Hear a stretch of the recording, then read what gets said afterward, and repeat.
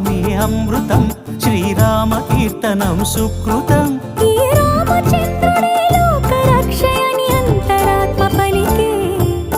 జగదానందకారక జయ జానకి ప్రాణనాయక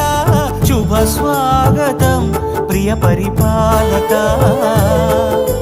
జగదానందకారక జయ జానకి ప్రాణనాయక శుభ స్వాగతం ప్రియ పరిపాలక మంగళకరమౌ నీరాక ధర్మానికి వేదిక అవుగాక మా జీవనమే ఇక పావనముగాక